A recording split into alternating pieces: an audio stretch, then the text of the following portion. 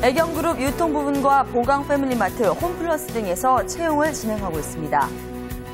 대기업들의 다양성을 고려한 열린 채용이 확대되고 있습니다.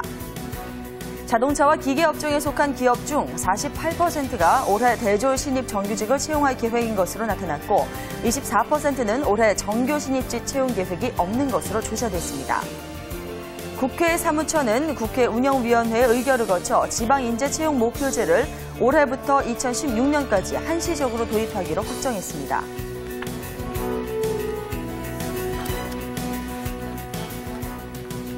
네, 한 주를 마감하는 금요일입니다. 오늘 잡투데이에서도 다양한 내용 준비해왔는데요. 지금부터 하이라이트 함께 하시죠.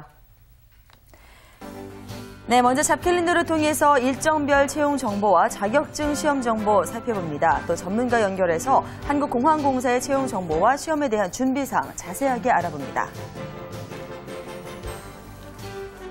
성공 면접 보객이 대기업 공채가 전격적으로 시작됐습니다. 오늘은 CJ그룹의 채용에 대해서 채용 정보와 면접 전략까지 풀어보도록 하겠습니다.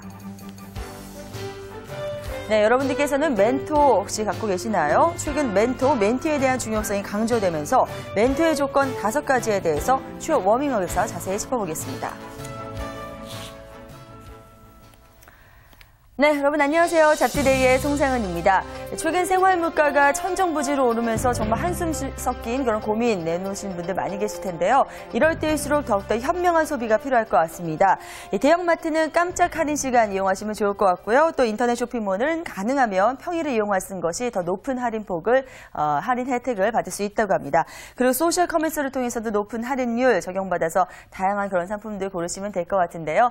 자, 이렇듯 소비에서도 현명하게 그리고 여러분들 취업 전략에 있어서도 현명한 전략 필요한 시점이 아닌가 싶습니다. 지금부터 저희 잡투데이와 함께 하십시오. 오늘도 첫 순서부터 힘차게 출발합니다. 네, 안녕하세요. 이은경입니다. 금요일 신문에 실린 취업과 직장 문화 소식들 전해드리도록 하겠습니다. 중소기업이 개발한 기술을 대기업이 함부로 사용할 경우에 3배를 보상해주는 제도가 도입될 전망이라고 하는데요. 한겨레 신문을 통해서 자세하게 전해드립니다.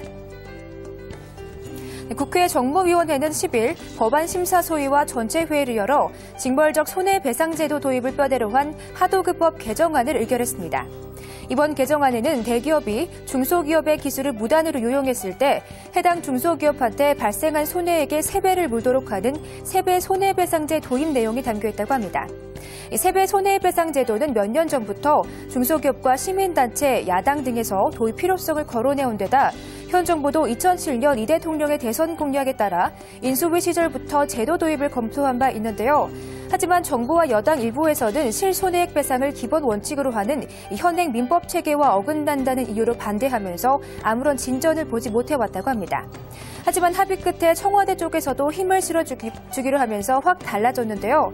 이번 개정안이 국회 본회의를 통과하게 되면 현행 민법 체계의 틀을 넘어서 대기업의 불공정 행위에 제재를 가할 수 있기 때문에 큰 의미가 있다고 합니다.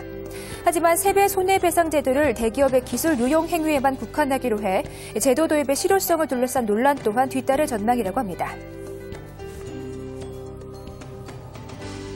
네, 이어서 두 번째 소식 전해드리도록 하겠습니다. 최근 1인 창조기업들이 우후죽순으로 생겨나면서 고용시장 더욱더 악영향을 끼치고 있는데요. 따라서 앞으로는 철저한 검증 끝에 지원을 하기로 했습니다. 한국경제에서 자세하게 살펴봅니다.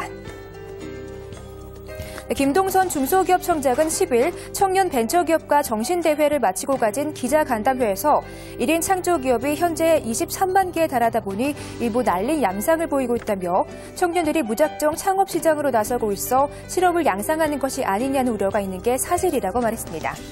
김 청장은 이에 따라 사업 성공 가능성들을 선별해 검증한 후 지원하는 방식으로 전환하겠다고 덧붙였는데요. 일반 중소기업처럼 성장 단계에 따라 지원을 달리하는 방안도 검토하기로 했습니다.